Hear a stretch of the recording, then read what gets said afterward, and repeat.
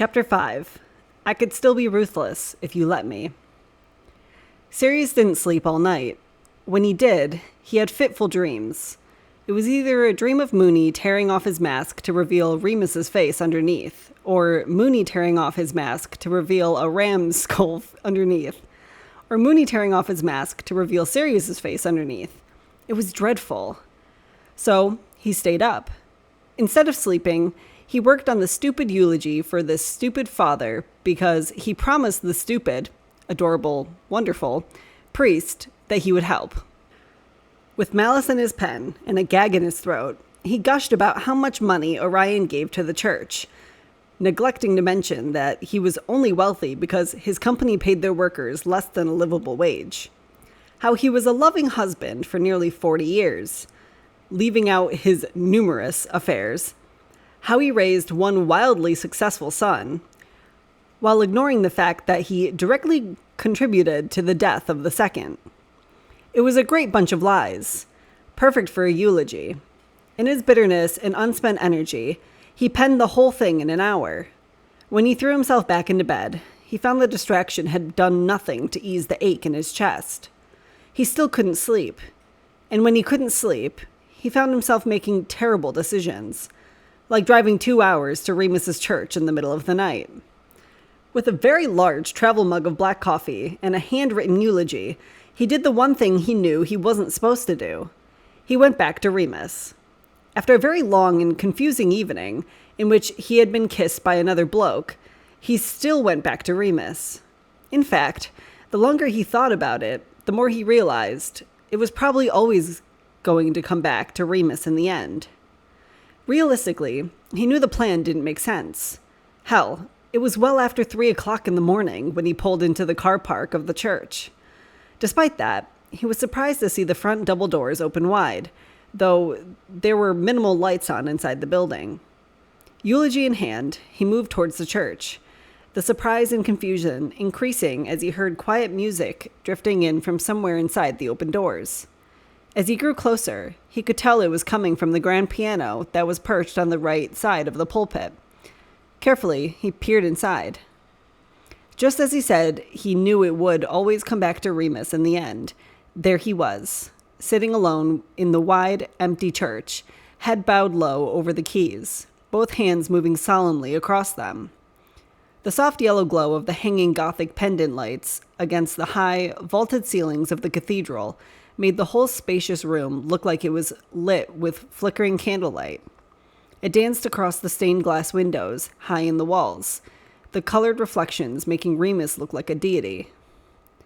Standing still, leaning on the propped open door, Sirius listened, because Remus was singing, and if he hadn't just discovered that he and Mooney were separate people with separate names and separate lives, he would have been straining to hear the similarities in their voices. Instead, he was straining to hear anything, Remus's voice barely a whisper from where his forehead was pressed to the fallboard. "But there you go for the last time," Sirius finally heard in Remus's softened voice, breath stumbling out clumsily as he reinvented the rhythm for the song, letting his voice choose the melody and his fingers following the lead. "I finally know now what I should have known then, that I could still be ruthless if you let me." As he listened to Remus sing, Sirius remembered what Remus had said, what was only hours earlier. "I want to drag you back into this flat and tell you the truth and kiss you ruthlessly." But there you go, and I'm not done. His voice wavered as he paused his fingers to give himself time to take an overly deep breath, an effort to correct the unsteadiness in his voice. "You're waving goodbye. Well, at least you're having fun. The rising tides will not let you forget me." With one last single note pressed quite deliberately with his middle finger, ringing out as he spoke bluntly, "Forgive me." "See, I tried that," Sirius called from the back of the church, expecting Remus to be startled by his voice.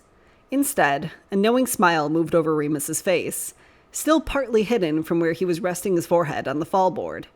He simply turned his head in place, without lifting it, wearing that same smile as he watched Sirius move down the center aisle between the pews. "Didn't work out so well for me."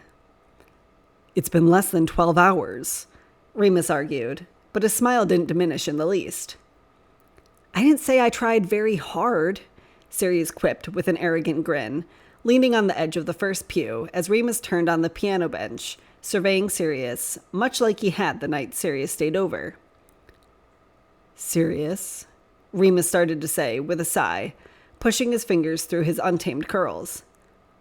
I want this, Sirius interrupted, keeping his eyes locked to Remus's amber gaze. Whatever this is, even though I know it can't ever be anything else but what it is. He took in a shaky breath. I want it. With his heart pounding in his throat, he swallowed, waiting for some sign on Remus's face, some minuscule change in his expression that would let Sirius know that Remus wasn't going to send him away again. What he got instead was a sigh, an uninterpretable sigh, and Remus hanging his head. I know, Sirius, he said with a growl in the back of his throat, his dark hair billowing down in front of his face as he adjusted on the piano bench, his long legs jutting out to either side. I want it too.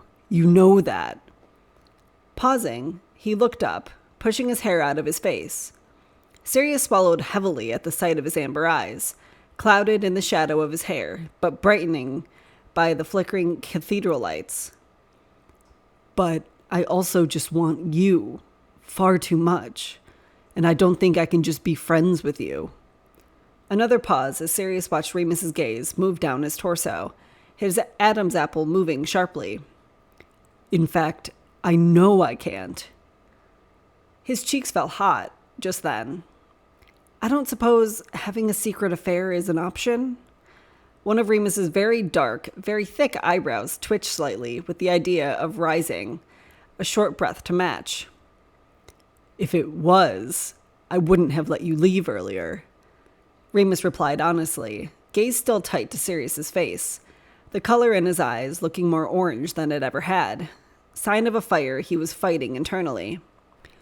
Listen, I'll stay away from innuendo. I'll sit on the floor in your flat instead of the sofa. I'll keep my hands to myself, whatever you want, he rambled, moving to the steps of the pulpit to kneel on to them.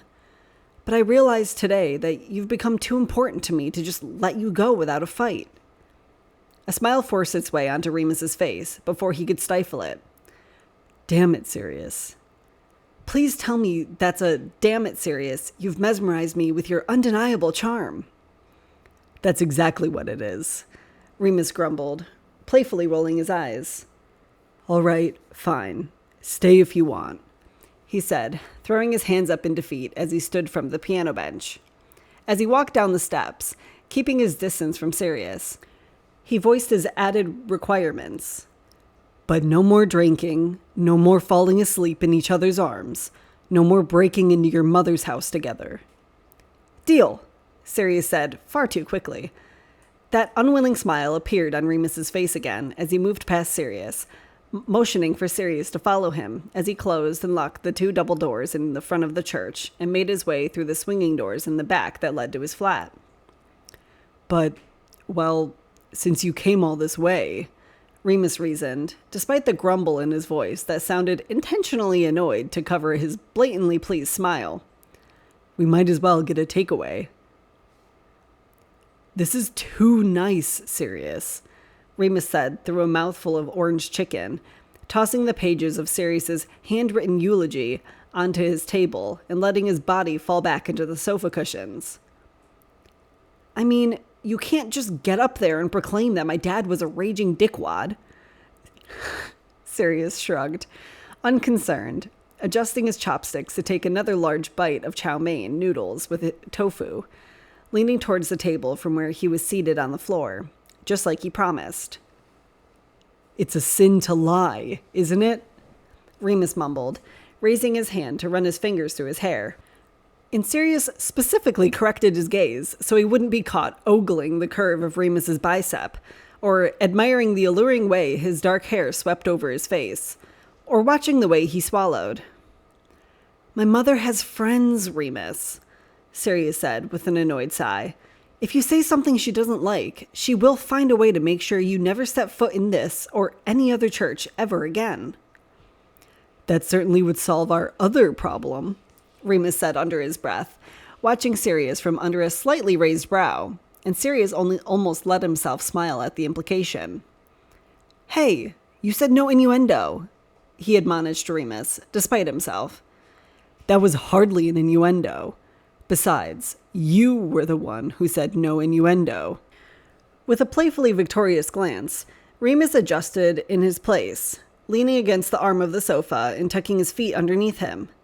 And Sirius had to remind himself not to tilt his head fondly in the same direction in which Remus was leaning on the sofa. However, as the smile on Remus's face turned mischievous, Sirius couldn't help but swallow in anticipation. "Not to mention, you were the one who showed up in the middle of the night just to tell me you can't live without me. If there is an innuendo here, you prompted it." With a sheepish wince and a streak of pink across his cheeks, Sirius lowered his head. "Believe it or not, I used to be very fucking debonair before you showed up and turned me into this heap of emotions and shit. Listen, I turned down a standing appointment for sexting in favor of you." Where Sirius thought Remus would laugh raucously at Sirius's self-made misfortune, instead, he went very quiet, his mouth opening as if he meant to speak but couldn't decide what to say. He blinked slowly, then spoke. "Is that with this Mooney you've been telling me about?" he asked, voice suddenly softened. "Yeah," Sirius shrugged, trying to show it wasn't that important. When Remus didn't speak, when Remus kept looking at him like that, Sirius felt compelled to explain. "It's fine. We were just texting back and forth. I didn't really know him that well, but I really thought..." He stopped quickly before he could admit that he genuinely thought Mooney was Remus for a few hours. It wouldn't have worked out." "Why not?"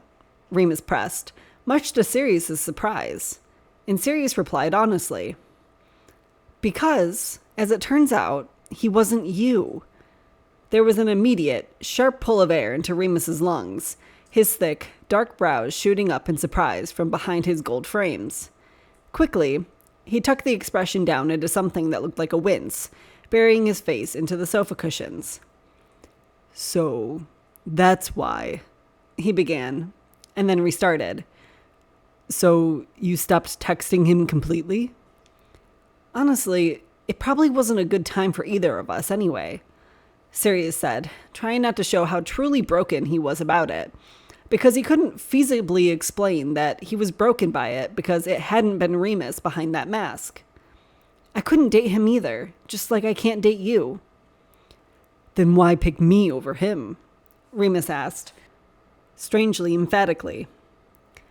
"Because I like you?" Sirius said, brow raised sharply to show his confusion. "And don't get me wrong, I'm also very fucking attracted to you." Remus's copper skin went flush. "But I'd rather spend time not having sex with you than actually having it with someone else." That flush grew and brightened. "Okay, new rule," he said, with a deep breath and a desperate laugh. "Turns out you can't even say the word sex around me ever again. Didn't think I'd have a hard time with that, but here we are." "Got it," Sirius replied with a dutiful nod, but an impish arch in his brow. "Not having sex? Not thinking about having sex? Not saying the word sex? Not..." He was interrupted by a sudden sofa cushion to the face, which knocked him back onto the hardwood floors, and he stayed there, laughing wildly. "I knew I shouldn't have said anything," Remus groaned to distract himself from his stifled laughter. "If I had known about this ahead of time, I could have written it into the eulogy an awkward number of times for you to read in front of the entire congregation," Sirius said, staring dreamily at the ceiling. "I only have a problem listening to you say it, in your stupid, carelessly seductive voice," Remus reminded him. And just as Sirius sat upright to add another implicit comment, Remus cleared his throat and moved on abruptly. "Anyway, speaking of the eulogy, it's total rubbish, and we're starting over." "Rubbish?" Sirius practically shrieked. "I spent an hour writing that rubbish." "You make him sound genuinely decent," Remus said in disgust, picking up the pages he'd thrown across the table and shuffling through them. I mean, he independently funded the restoration and reshelving projects for the local library last year. Is that even anywhere close to the truth? Sirius clenched his teeth and let out a breath between the spaces. If by restoration and reshelving projects, you mean getting all queer books banned and finding a technicality that required them to let go of the current librarian because he found out that she has a wife, then yeah. See, I want to say that, Remus said, throwing himself back on the sofa again for barely a second before leaning back in to point at another line. And here, you mentioned him being a devoted husband. Because you can't say that he's had about a dozen affairs, and that's just the dozen that we know of, mostly with married women. Most with married women in the church, Sirius enunciated clearly. But we can't portray him like this either. We can't let people keep believing that he was kind and loving and doting when he physically abused you and your brother, Remus said, kneeling at the table and leaning over it, as if his closeness would cushion some of the harsh words moving from his lips. Most people knew he did, Sirius said, with a smiling grimace. They just didn't care. Sirius, Remus said on an exhale, reaching over the table to hold him by the wrist. It doesn't matter at this point, Remus, Sirius replied with a short laugh, but it barreled out of his teeth, sounding calloused. I stopped giving a shit after... His voice began to grow thick. He stopped cold, mid-sentence, not wanting to repeat what happened the other night at his mother's house.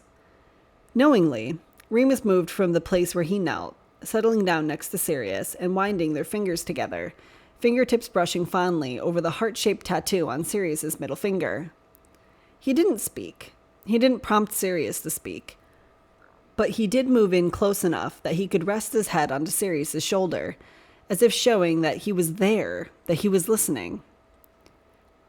That was the fight we had the night he gave me that black eye, Sirius mumbled, partly to himself and partly to Remus.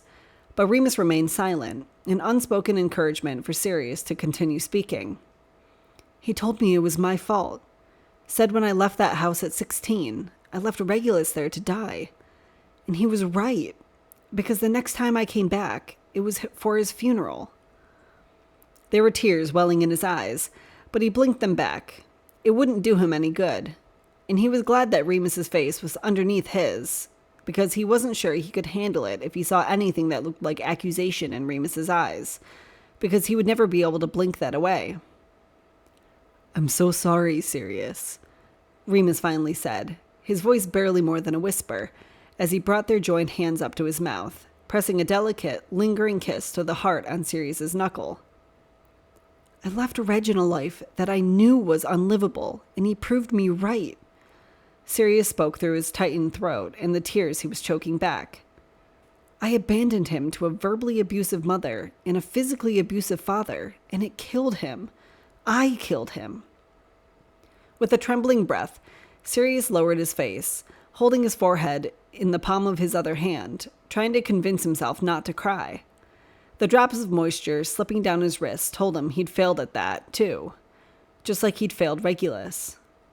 Before Sirius could try to dry the tears, pretend this hadn't happened, apologize to Remus for ruining yet another evening, Remus straightened his back, slipped his hand out of Sirius's fingers so that he could slip it around the back of Sirius's neck, and he gently pulled Sirius's face to his shoulder. It wasn't your fault, Sirius. It wasn't your fault, he repeated, over and over, as Sirius's hands found their way around Remus's waist, curling tight fists into the fabric of Remus's long-sleeve shirt. And Sirius let himself sob into the curve of Remus's throat, holding on to Remus like he was the only thing keeping him from crumbling, because he was. His arms tightened. He pulled Remus closer. They almost didn't have the funeral in this church, you know, Sirius said, the bitterness moving into his voice to replace the sorrow. Such good Catholics, my mother and father. They said it was shameful that Regulus took his own life. Made up some story about him being drugged by kids at school. but not to hide the fact that they were the ones who bullied him into suicide. No, they just didn't want anyone thinking their progeny would go anywhere but straight through to the pearly gates. He felt like he was screaming into Remus's skin, and maybe he was, but Remus was taking it all, silently and sacredly, holding Sirius as tight as he could to his chest. Remus's fingers were still opening and closing in a rhythm at the base of Sirius's skull, patiently waiting until Sirius finished screaming. "I've found many more bad Catholics than I've found good ones," Remus finally said, in the silence where Sirius had stopped speaking. "The good ones will never tell you that suicide is automatic eternal damnation, because nothing can irrevocably separate you from the unfailing love of the Father." With a sarcastic laugh, Sirius looked up. "And are you considered a good Catholic or a bad one?" "I'm somewhere in between," he smiled with wide assurance. "And I don't know if there is a God or a heaven or an afterlife, but if there is..." There was a short pause as Remus took a breath, and Sirius found himself matching it. "I don't believe a person should be kept out of such a place just because their circumstances in this world were too much for them to bear." Another hesitation. Sirius was sure Remus was taking the time to choose his wording carefully. At the same time, his hold on Sirius's still unsteady frame only strengthened. If anything, those are the people who should be let in first. Despite himself, Sirius asked, "What do you believe? Do you think there's something after this?" After another one of those breaths of careful consideration, Remus let it out as rapidly ebbing sigh. "I choose to believe there is," he emphasized sharply with a dedicated nod, inattentively nuzzling the top of Sirius's head, burying his lips into Sirius's hair. "Because there are people I want to see in it." "Please don't tell me you mean your grandfather," Sirius scoffed, less than cautiously. "Oh, fuck no. That old bastard is still alive. I don't even want to see him in this life," Remus said with a laugh that was so full and so strong that Sirius felt himself smile in response to it. "I mostly mean my parents. He paused to let out a sigh as he and Sirius adjusted to some position that was less awkward, less holding on for dear life, and a little more holding on just to be close. "I lost them both to a car accident when I was 11. Kind of a long custody battle over me, from what I've heard. But my parents didn't have a will, and my grandfather was a priest, after all. So the courts thought a religious environment meant a stable environment, and he groomed me, essentially, to become a priest." "Why didn't you do what I did? Why didn't you leave?" Sirius asked as Remus pushed the coffee table aside so that he could lean back against the edge of the sofa, with Sirius still pressed to his chest. "Back then, I didn't know how toxic that environment was. I just thought I was a bad kid," Remus said with another sigh that housed a lot more emptiness and depth than Remus let out. "I thought I was a sinner, and I needed my grandfather to tell me how to live right. I needed the church to tell me how to earn my way into heaven." His fingers found their way into Sirius's hair again. "When he told me he was going to send me to seminary at the same university he'd attended, I thought I was finally good enough." "I take it seminary is not where you incorporated the word fuck so frequently into your vocabulary," Sirius said with his ear to Remus's chest, just to hear the way his laughter echoed within it. "I had to finish an undergraduate degree before starting seminary," Remus said with a satisfied hum that reverberated against Sirius's ear. "When I finally got away from my grandfather and started spending time with people my own age, people who weren't Catholic, it changed things. My grandfather would say I lost myself, started smoking, listening to secular music, binge drinking, sleeping around, literally anything I thought would piss him off enough to give up on trying to send me to seminary." "I see it didn't take," Sirius said, glancing up at Remus to find a sad smile. "One too many nights of getting so drunk I didn't know how I got home or who was in bed next to me. Scared me straight for a while. Well, not straight," he said, his smile growing pleased at his own wit. Thank God for that, honestly, Sirius said under his breath. Remus pinched him. It took me a while to figure out who I was and what I wanted, and even though I still didn't want to go to seminary, I found out how to make it work for me, he said, his arms inherently tightening around Sirius in some effort to draw him closer.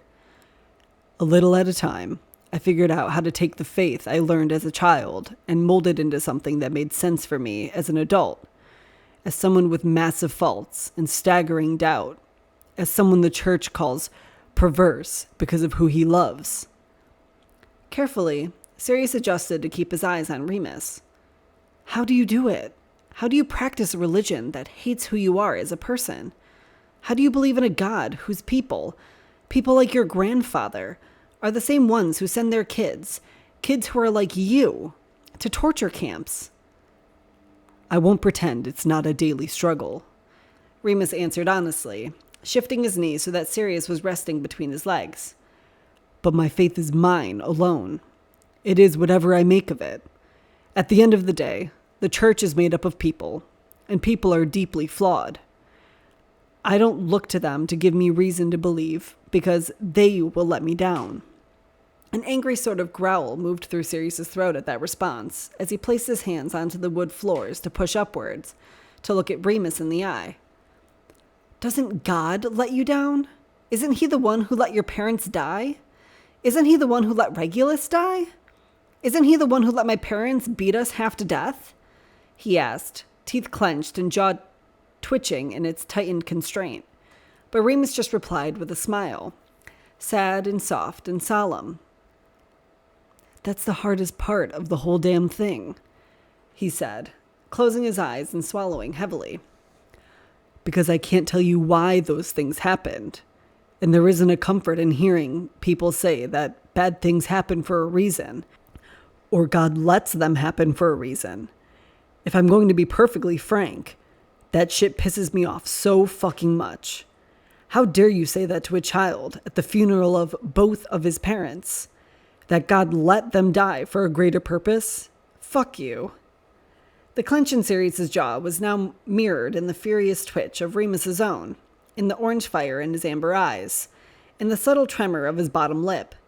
But he continued nonetheless, speaking through the cruel waver in his voice and the crushing tension in his jaw.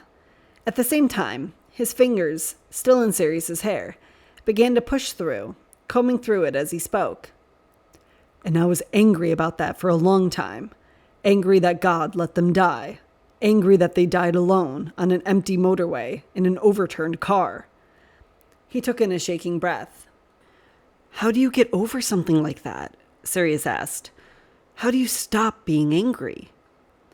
For a long time, Remus was quiet, taking deep breaths and letting them out, until finally he responded with, To be honest, I find myself still angry about it. A lot. After all these years. I don't know that I'll ever stop being angry. And I don't think it was fair. I don't think it was for a reason or a higher purpose or whatever bullshit the church wants to sell me. His head fell backwards onto the sofa cushion. Then what do you do? How can you believe in something that leaves you that bitter? Because it's the same thing that gives me comfort, Remus said, and before Sirius could jump in to argue with that logic, Remus was laughing. It's contradictory, I know.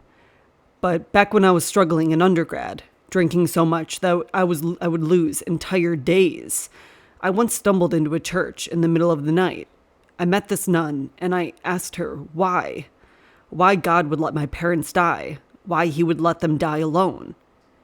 In his place, between Remus's legs, from where he was still half reclined on Remus's chest, Sirius sat up, leaning back against Remus's knee from where Remus's foot was planted against the wood grain, watching the unfocused shimmer in Remus's eyes as he continued. She just looked at me with that sad smile, took my hand and said, But they weren't alone, were they? And I can't explain it, but even now, that idea, that memory, fills me with such a profound kind of peace. It sort of defies my own logic. You're right. It is contradictory, Sirius huffs. Because if God was with them in their last moments, couldn't he have prevented it from happening altogether? Couldn't he have saved them? I don't know, Remus answered, flattening his lips into something like a half smile. Maybe God isn't all-powerful like they say he is. Maybe once the chaos of the world was set in motion, after free will took over, it all went to shit. I don't know. But if I think for a moment that maybe, just maybe, if there is a God that watches over the entirety of a vast universe, that maybe he stopped everything to hold my mother's hand so that she wouldn't be alone when she died, then Abruptly, he stopped speaking, and Sirius looked over to find Remus had buried his face into one hand, his fingers pressed tightly underneath the round rim of his golden glasses. Askew on his face, tears slipping through his trembling fingers. Remus, Sirius breathed out, immediately twisting to put his knees on the floor. With one hand, he gently slipped the glasses from Remus's face as he wrapped the other around the back of Remus's neck, carefully pulling him to his chest. It wasn't a long time before Remus stopped crying, but the whole time, Sirius felt as helpless as he ever had, only able to whisper his apologies into the wilds of Remus's dark curls, only offering affectionate kisses placed onto the crown of Remus's head. God, I haven't cried about my parents in years, Remus said with a sniffle and a sarcastic, irritated laugh barking in the back of his throat. I'm sorry you had to be here for it. Don't be ridiculous, Sirius said first, amending it slightly. In fact, thank you for letting me be here for this, for letting me be here with you. It was the same thing Remus had said to Sirius when they broke into Walburga's house together. There was another laugh from Remus's throat, but this one was much more sincere than the last. With his face still pressed to Sirius's chest, he moved in closer. You're such a flirt, Sirius. With a deep breath, he pulled away to scrub his tear-stained face with both hands before replacing his glasses back onto his nose. His eyes had never looked so bright. I learned from the best. There was a secret smile shared between the two of them before Remus took in a sharp breath through his nostrils, gathering the papers of Sirius's eulogy again. I think I know exactly how to start this eulogy, Remus said, glancing over at Sirius with a grin so mischievous, Sirius couldn't imagine it on anyone else's face. Of all of the men in this world, Orion Black was one of them. With a snort, Sirius leaned over his shoulder to look through his own notes. Not telling enough of his character, Sirius corrected, his chin on Remus's shoulder. He believed in the God of the Old Testament who used murder and plagues and captivity to motivate his people. Hang on, I've got this, Remus added, snuggling back against Sirius's frame, and Sirius naturally adjusted, pressing his hand into the floor to hold Remus in place. Orion always said he modeled himself after men from the Bible, and that must have included King David, who, as we know, impregnated a woman against her consent and then had her husband and his friend murdered to cover it up. Jesus, that does sound like something my dad would have done. I'm not even exaggerating, Sirius said, moving his head so that he could forcefully plant his forehead against Remus's shoulder in disgust. Orion Black was a good man to men who were good to him. Remus heaved a sigh, as if saying something vaguely positive about Sirius's father was poisonous to his throat. If anyone was unlucky enough to have crossed Orion, God help them, because he would then be the only one who could. I think you found your opening line, Sirius grinned wickedly, and Remus did just the same. At some point, just before dawn, they finished writing the eulogy, and it only took 4 smoke breaks, a half of a fifth of whiskey, and a lot of otherwise unnecessary touching. Still, Sirius was afraid that once it was over, he would lose his excuse for seeing Remus so often, that Remus would remind him that they weren't even supposed to see each other to begin with, that Remus would ask him to leave. Remus didn't do that. Instead, he moved closer to Sirius in their place on the sofa and gently put pressure to Sirius's opposite temple until Sirius, under the weight of his own stress and exhaustion, let his head fall over onto Remus's shoulder. They fell asleep on the sofa, but not in each other's arms. Once he woke up, however, well, that was a different story. He woke in a different room than the one he fell asleep in, and the room he woke in was unfamiliar. In fact, it was so dark that he couldn't see anything in the room at all. Not at first. As his eyes began to adjust, they also began to widen. He'd woken in Remus's bedroom, and he only knew that because Remus was lying in bed beside him. Well, to say they were in bed was a stretch. They were lying on top of a still-made bed, still in all the clothes they had fallen asleep in, still not in each other's arms. But Remus's hand was idly stretched across the mattress space between them, just so his fingers could make contact with Sirius's fingers. At first, Sirius allowed himself this hollowed silence to watch Remus as he slept, to watch the calm, even rhythm of his chest as it gained and spent air, to admire the careless way his dark curls were tossed entirely to one side where they spilled like ink onto his pale blue pillowcase, to appreciate the childlike way he slept on his side, curled into himself, with one hand tucked underneath his pillow. His features told the story of his fatigue. Dark circles underneath darker lashes that bled out against his golden skin like the black eye Sirius had on his face when they first met. Thick brows that were furrowed and worry, even in his slumber. Grays peppered at random into his black hair and into his beard. Eventually, Sirius' attention turned to the room, where there were blank walls in his living room with no art, no paint, none of the vivid personality Sirius had come to expect from Remus. His bedroom did not follow that trend, and Sirius was certain it was because this space was entirely his own. On the wall behind Remus, above the writing desk in the corner, were dozens of frames, with what looked like handwritten letters on aged paper. In the dark, from a distance, Sirius couldn't make out any of the contents, but scattered between the letters were photographs. His eyes fell on one of the photos towards the middle. A man with short, dark hair with his arm around a woman with light brown hair, and a boy squished between them, with a skin tone that looked like a perfect blend of the two adults. It was Remus and his parents. Every photo was of them. The letters had to be those that Remus had briefly mentioned that night they broke into Walburga's house. Letters from his mother. The wall behind the bed was home to art of all kinds. Enormous floral prints, complicated geometric patterns, painted landscapes, sketched portraits, and a bird skull surrounded by overgrowth that looked eerily like the tattoo that Sirius had seen on Mooney's arm. If he'd seen that a day ago, it would have added fuel to the fire of his suspicion. But now, it was just a poignant art piece. At the bottom of each drawing or painting or abstract was a signature that looked like it read P. Pettigrew. There was an elaborate tapestry on the wall behind Sirius, hand-woven stars filling a dark background with repeating phases of the moon sewn around the border. In the center was an intricate mandala design with 8 large petal-like points that housed 8 more pieces, and 8 more within that one, the space of each filled with the color and lines and circles, all in perfect symmetry. Finally, the last remaining wall had sepia prints of 3 hymns, their tattered edges looking as if they had been ripped straight from the hymnal. The black ink of the quarter notes on the sheet music was so faded with age that the color was practically gray, the lines mere smudges as a guideline between them, the treble clef looking wobbly and wrinkled.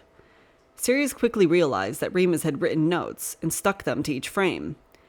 The title of the first hymn proclaimed, in bold lettering, "How Great Thou Art," with a bright pink post-it that read, "Then Sings My Soul," in Remus's half-cursive penmanship, the word "my" underlined twice. The second was another that Sirius knew. He'd heard, "Come Thou Fount of Every Blessing," sung many times in this same church as a child. Just like the last, in Remus's handwriting, another note, this one neon blue, which read, "Prone to wander, Lord, I feel it." And Sirius realized he had likely never heard that song, or the one before it, the way it was meant to be sung. The last was one that Sirius couldn't seem to recall from his years of mandatory worship, titled, "This is My Father's World," and on Remus's purple sticky note, he'd written the words, "Why should my heart be sad?" And it was clear from the creases and folds of the paper that he'd written over it again and again to bold the ink. The conversation from the night before moved into Sirius's mind again, and he began to realize why Remus took comfort in his faith, why these words meant so much to him, why he painstakingly wrote out the lyrics to century-old hymns as a reminder to himself. And for a moment, Sirius wished for conviction like that, in something, in anything, because the last remnants of whatever he believed in had died with Regulus 13 years ago. Still, it was oddly refreshing to find someone who had gone through something just as traumatic as Sirius had, and managed to come out the other side choosing to be unwaveringly kind, decisively faithful, and still live authentically as himself, unfiltered and unashamed. Just as Sirius found himself watching Remus with profound adoration and reverence, Remus's eyes began to squeeze firmly together, his mouth opening in a wide yawn as he stretched and groaned as his fingers tightened in Sirius's own. At the unexpected contact, he pried open his eyes. Somehow, they were brighter in the dark, the amber within his fanned lashes like a torch at the mouth of a sunless cave. "Morning," he said in a rough whisper, his fingers moving up Sirius's wrist. "Morning," Sirius replied with a smile. "Please tell me I didn't sleepwalk into your bedroom." "You didn't," Remus laughed, wiping at the saline pooling at the corners of his eyes from the magnitude of his yawn.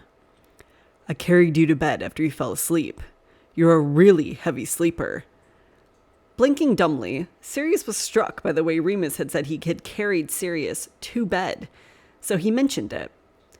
"You carried me?" Sirius emphasized. "To bed?" He emphasized heavier, with full implication.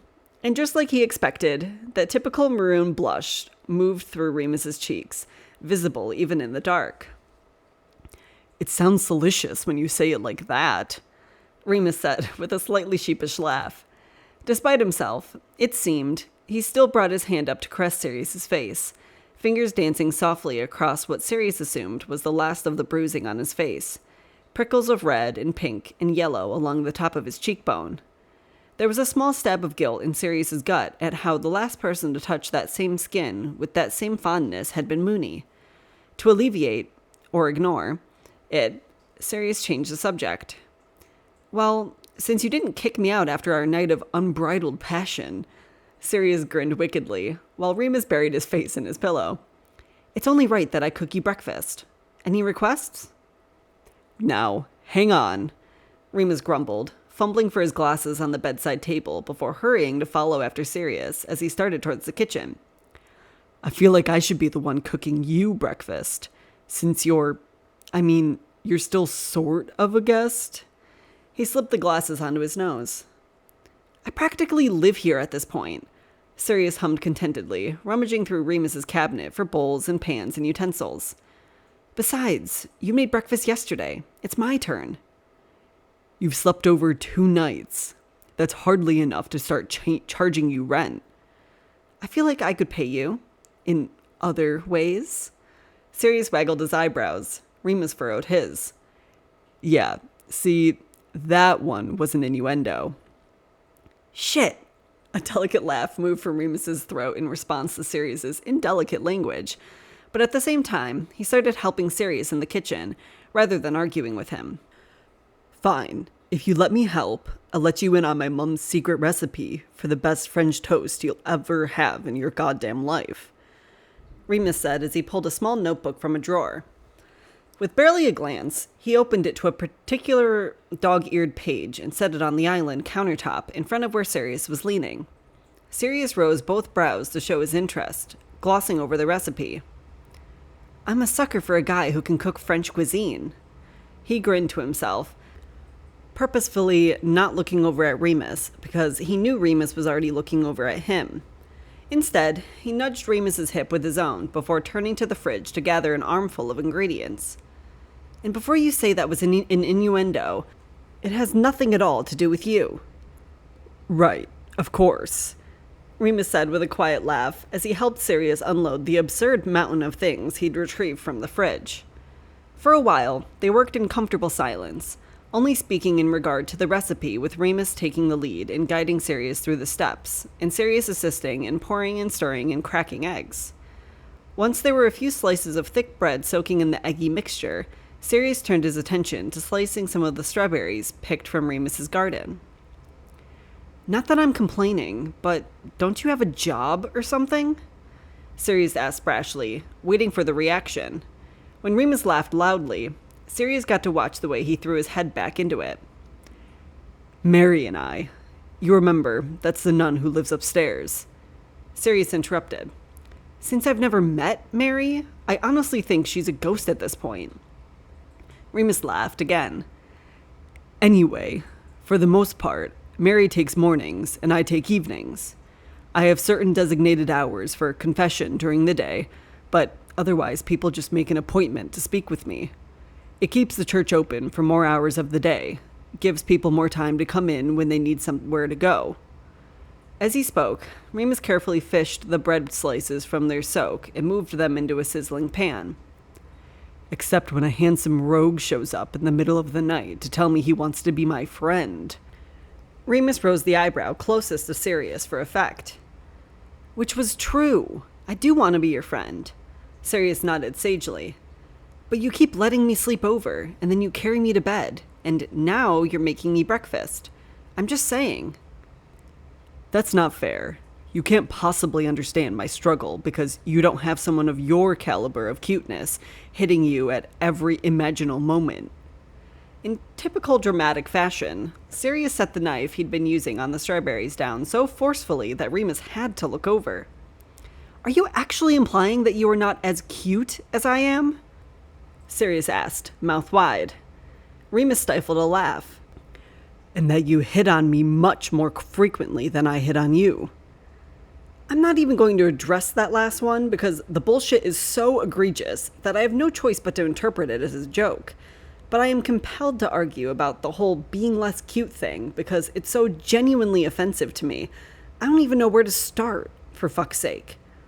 Sirius rambled, and in response, Remus let out a playful groan, throwing his head back just as dramatically. "Oh God, what have I done?" he wailed, abruptly pausing his theatrics to check the French toast. "Would you like me to start listing your adorable attributes, or will you take my multiple sexual advances as proof of your raw animal magnetism?" As Remus removed his perfectly golden brown French toast from the pan, Sirius gave it a drizzle of honey and set his sliced strawberries on top.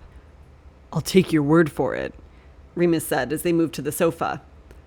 "Well," he drawled under a mischievous grin as Sirius settled onto the sofa, and Remus followed, sitting down next to Sirius, but much too close. "I guess you could list one thing, if you really want to." Sirius spoke before Remus was done. "Your hair," Sirius said instantly. Remus's smile immediately widened, but he tried to cover it up by taking an overly generous bite of his breakfast, a dribble of honey running down one corner of his lips. "What's special about my hair?" he asked, before he could clean the honey moving down his chin. Sirius reached out and ran his finger across Remus's skin to catch it.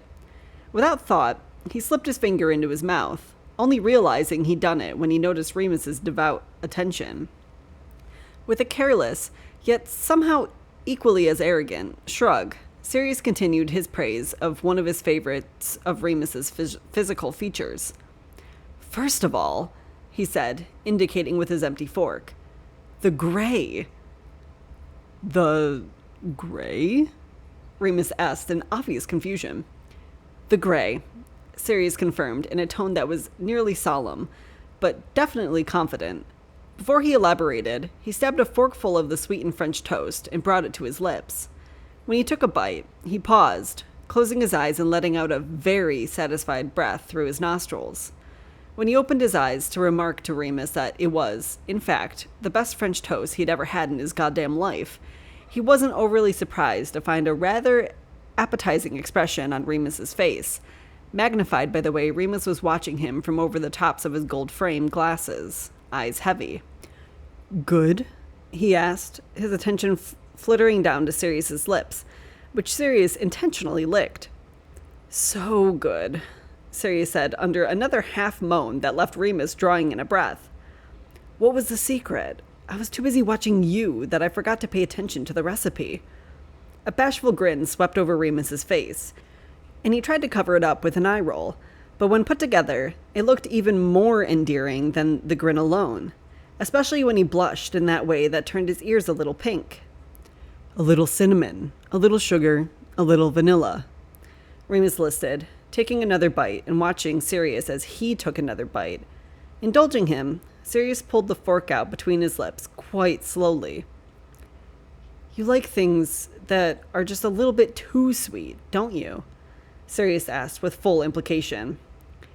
Well, I like you, so I guess I must, he replied with a coy smile. Sirius felt his cheeks get warm. Speaking of me being sweet, I didn't get to finish waxing poetic about your hair, he said between bites of his sweetened breakfast. The grays are only the first thing on a very long list. What else is on the list? Remus asked, curiosity in equal parts to concern.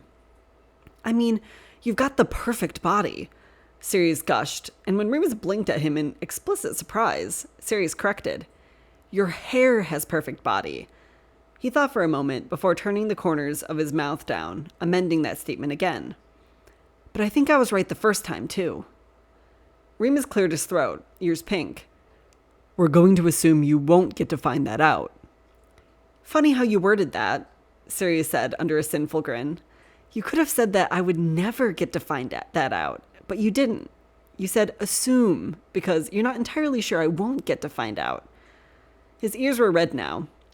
Hang on, you're inferring a lot here, he said emphatically. Then correct me, Sirius challenged, setting his empty plate onto the coffee table, watching Remus under a narrowed gaze.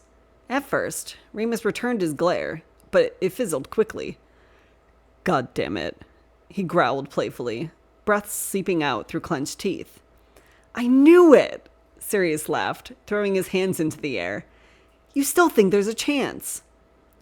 It's a very small percentage, Remus admitted honestly, followed with a terrible wince that Sirius took great delight in watching from across Remus's whole face. Infinitesimal, really. I'll take it, Sirius said quickly. I'm all for being friends, but I live for the sexual tension. The tension is all you'll ever get, Remus warned, tightening his jaw in resolve, but it was short-lived as Sirius pulled his bottom lip into his teeth. Using his tongue to guide the way, with absolutely no devious intention, of course, and he watched the way Remus unwittingly mirrored the movement. Maybe, and if that's true, then I'll be happy with it, because I'm happy just being with you, he replied with an exceptionally tender gaze in Remus's direction, and the smile that moved over Remus's face indicated that he returned the sentiment. That being said, Sirius continued with an innocent grin, if you decided to give into the throes of passion, I'd also be very happy with getting absolutely fucking railed, so it's really a no-lose situation for me. Remus immediately choked on the bite of French toast he was in the process of swallowing, and Sirius sympathetically, but patronizingly, patted him on the back.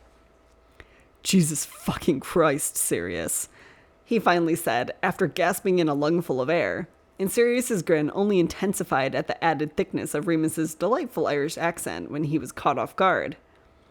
Oh, sorry, do you want to be the one getting railed? He asked politely, hand on Remus's back. I just assumed you have this kind of quietly commanding sort of personality, so I just thought, can we please stop talking about either of us getting railed? Remus groaned, burying his face into his hands. Also, you do realize I haven't had sex with anyone else in... He paused to do the math in his head. 10 years? Which means I am undoubtedly shite in bed. Sirius just kept smiling. I noticed that you said anyone else. Oh God, don't read into this. A man can only be so righteous. Fuck, I knew we would come back to this eventually. Just tell me then. Sirius nodded to encourage compliance. Does celibacy include Remus interrupted, speaking quickly and apprehensively. From the perspective of the church, yes. Since you're going to ask, I know this because I specifically asked about it during seminary, and in answer to your follow-up question, no, this is another rule of the churches that I don't strictly adhere to. Oh, Sirius said, looking pleased. Good to know. With a frustrated groan, which Sirius found far too appealing, Remus pushed his fingers through his hair and glanced down at his watch, standing. My confession hours don't start for another 15 minutes, but I have to get the fuck away from you before you start asking me if you can talk me through it the next time. Fuck, can I? Sirius practically begged, a whine in the back of his throat, and he stood to follow Remus to the door, wondering if that meant he was going to have to leave. He wasn't quite ready. Sirius, please, Remus said in a stern but whimpering voice. As he opened the door, he looked back at Sirius still in his flat, surely realizing that this meant Sirius would have to go home. Stay, if you want. Come and confess, if you want. But before you try it, no funny business in the confessional. Damn, Sirius said with a smile, snapping his fingers in defeat. I'm going to be up there for a couple of hours, so you're welcome to stay, sleep, eat, whatever the fuck you want, but it won't hurt my feelings if you'd rather drive home. We finished the eulogy, after all. Is "we finished the eulogy" code for you not wanting to spend time with me anymore? Sirius asked, pouting his lips a little bit to make Remus feel guilty. And, God, did it work. So well, in fact, that Remus, with an expression full of concern and care, took Sirius firmly by both shoulders, squeezing softly.